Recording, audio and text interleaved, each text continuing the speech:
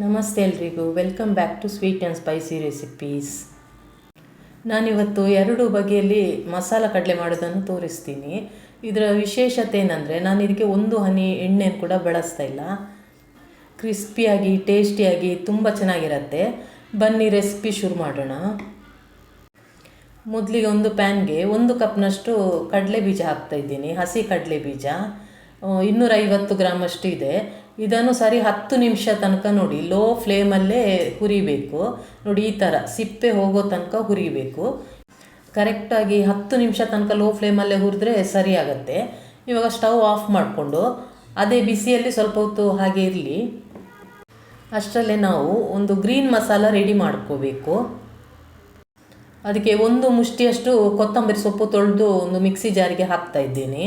ನಂತರ 2 ಹೆಗ್ಗೆಯಷ್ಟು ಕರಿಬೇವಿನ ಸೊಪ್ಪು, 2 ಹಸಿಮೆಣಸಿನ್ಕಾಯಿ, ನಿಮಗೆ ಖಾರ ಜಾಸ್ತಿ ಬೇಕಂದರೆ ಒಂದು ಎಕ್ಸ್ಟ್ರಾ ಹಾಕ್ಕೊಳ್ಳಿ. ನಂತರ 1 ಸ್ಪೂನಷ್ಟು ಮೆಂತ್ಯ ಕಾಳನ್ನು ಅರ್ಧ ಗಂಟೆ ಮುಂಚೆ ನಾನು ನೆನೆ ಹಾಕಿದ್ದೆ. ಈಗ ನೀರನ್ನು ಸೇರಿಸ್ಕೊಳ್ಬೇಡಿ, ಮೆಂತ್ಯ ಕಾಳನ್ನು ಮಾತ್ರ ಹಾಕ್ಕೋಬೇಕು ಇದಕ್ಕೆ. ನಂತರ 1/4 ಸ್ಪೂನಷ್ಟು ಅರಿಶಿನ ಪುಡಿ, ಅರ್ಧ ಸ್ಪೂನಷ್ಟು ಉಪ್ಪು, ಅರ್ಧ ನಿಂಬೆ ಹಣ್ಣಿನ ರಸ ಹಾಕ್ಕೊಳ್ಬೇಕು.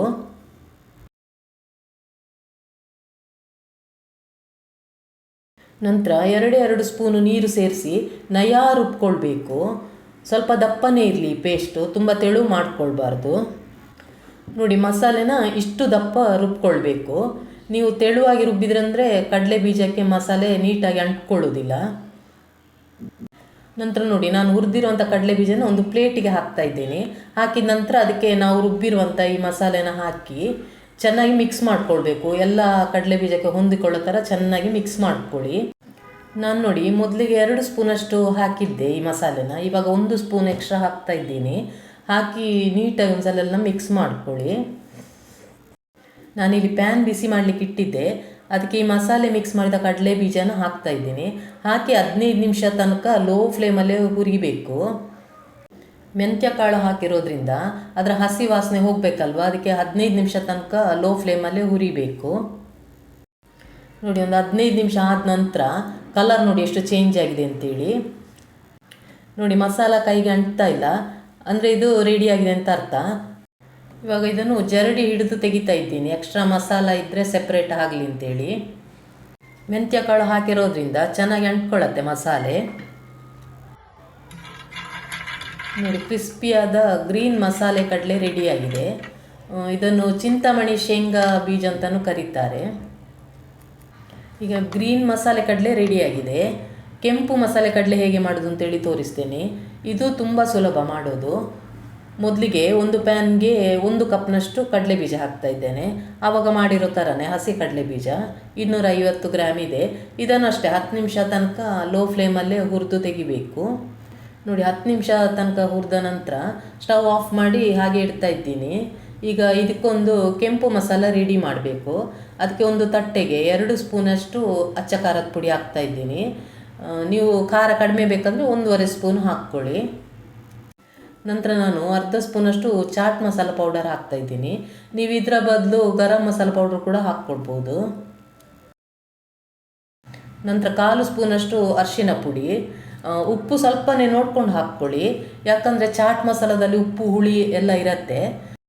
ನಂತರ 2-3 ಸ್ಪೂನಷ್ಟು ನೀರು ಹಾಕಿ ಇದನ್ನು ಕೂಡ ದಪ್ಪ ಪೇಸ್ಟ್ ರೆಡಿ ಮಾಡ್ಕೊಳ್ಬೇಕು.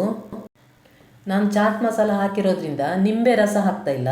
ನೀವು ಗರಂ ಮಸಾಲ ಪುಡಿ ಹಾಕಿದರೆ ನಿಂಬೆ ರಸ ಹಾಕಬೇಕು, ಅರ್ಧ ನಿಂಬೆ ರಸ. ನೋಡಿ, ಈ ಥರ ದಪ್ಪ ಪೇಸ್ಟ್ ರೆಡಿ ಮಾಡ್ಕೊಳ್ಳಿ. ನಂತರ ಹುರಿದಿರುವಂಥ ಕಡಲೆ ಬೀಜನ ಒಂದು ಪ್ಲೇಟಿಗೆ ಹಾಕಿ ನಾವು ರೆಡಿ ಮಾಡಿಟ್ಟಿರುವಂಥ ಕೆಂಪು ಮಸಾಲೆನ ಹಾಕಿ ಚೆನ್ನಾಗಿ ಮಿಕ್ಸ್ ಮಾಡ್ಕೊಳ್ಬೇಕು, ಅದಕ್ಕೆ ಕೋಟಿಂಗ್ ಆಗೋ ಥರ. ನೋಡಿ, ಇವಾಗೆಲ್ಲ ಚೆನ್ನಾಗಿ ಮಿಕ್ಸ್ ಆಗಿದೆ. ನಾನಿಲ್ಲಿ ಪ್ಯಾನ್ ಬಿಸಿ ಮಾಡಲಿಕ್ಕೆ ಇಟ್ಟಿದ್ದೆ.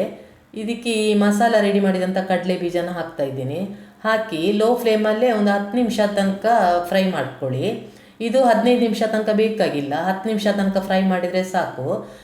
ನೋಡಿ, ಅದಕ್ಕೆ ಬೇಕಾದಷ್ಟು ಮಸಾಲ ಎಲ್ಲ ಕೋಟಿಂಗ್ ಆದ ನಂತರ ಎಕ್ಸ್ಟ್ರಾ ಮಸಾಲ ಏನಿದೆ ಅದು ಪ್ಯಾನಲ್ಲಿ ಉಳ್ಕೊಳ್ಳುತ್ತೆ. ನೋಡಿ, ಈ ರೀತಿ ಎಕ್ಸ್ಟ್ರಾ ಮಸಾಲ ಎಲ್ಲ ಅಡಿಯಲ್ಲಿ ಉಳ್ಕೊಳ್ಳುತ್ತೆ. ಈಗ ಇದನ್ನು ಜರಡಿ ಹಿಡಿದು ಸೆಪ್ರೇಟ್ ಮಾಡ್ಕೊಳ್ಳೋಣ. ಕ್ರಿಸ್ಪಿ ಮತ್ತು ಸ್ಪೈಸಿಯಾಗಿರುವಂಥ ಕೆಂಪು ಮಸಾಲೆ ಕಡಲೆ ಬೀಜ ರೆಡಿಯಾಗಿದೆ. ನೋಡಿದ್ರಲ್ವ 2 ಬಗೆಯ ಮಸಾಲೆ ಕಡಲೆನ ಎಷ್ಟು ಈಸಿಯಾಗಿ ಈ ಮನೆಯಲ್ಲೇ ರೆಡಿ ಮಾಡ್ಬೋದು ಅಂತೇಳಿ. ಖಂಡಿತ ಟ್ರೈ ಮಾಡಿ, ತುಂಬ ಟೇಸ್ಟಿಯಾಗಿರುತ್ತೆ. ನೀವು ಇದನ್ನು ಏರ್ಟೈಟ್ ಕಂಟೈನರಲ್ಲಿ ಹಾಕಿಟ್ರೆ 1 ತಿಂಗಳ ತನಕ ಆರಾಮಾಗೇ ಇಡ್ಬೋದು, ಕ್ರಿಸ್ಪಿಯಾಗೇ ಇರುತ್ತೆ.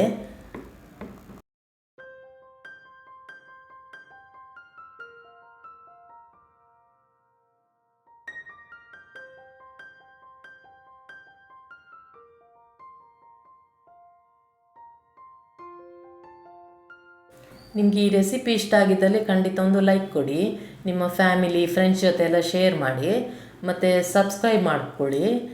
ಹೊಸ ರೆಸಿಪಿ ಜೊತೆ ಇನ್ನೊಂದು ವಿಡಿಯೋದಲ್ಲಿ ಸಿಗ್ತೀನಿ. Thanks for watching.